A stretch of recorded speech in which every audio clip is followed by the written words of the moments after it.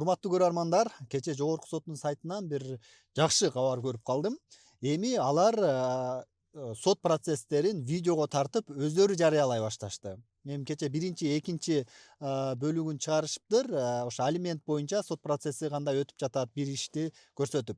Бул пилоттук долбоор дейт. Мындан ары да ушинтип сот процесстери кандай өтөөрүн көрсөтүп турабыз дейт. Видео менен. Бул негизи аябай жакшы нерсе да. Биз сот процесстер, соттук реформаларды деп келаттык, анан реформа жасалды, ар кандай механизмдер киргизилди, бирок эми мыйзам деген мыйзам. Анан баягы бир лазейкаларды таап кетиши мүмкүн, кааласа ары бери буйдалатышы мүмкүн. Ошондуктан мындай эми ачыктыкты көрсөтүп, сот процесстерин ачык көрсөтүү деген дагы бир мен аябай колдодум да. Анткени ачык өтүп жаткан иште коррупциялык иштердин риски азаят.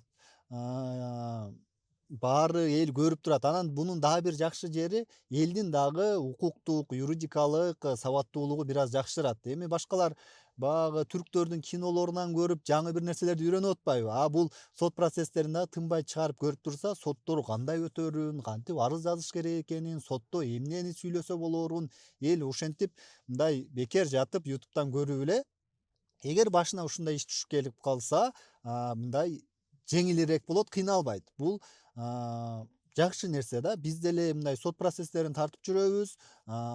Кээ бирлеринде судьялар видеого тартууга уруксат бербей коет. Эми көпчүлүгүндө уруксат берип жатышат видеого. Эми анда дагы тараптар деле тартканга, өздөрүн прокурорлорду эмес.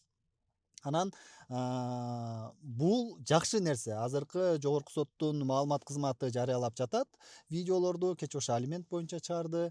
Анан дагы ушундай аракеттер боло берсе деп мен кубаттайт элем.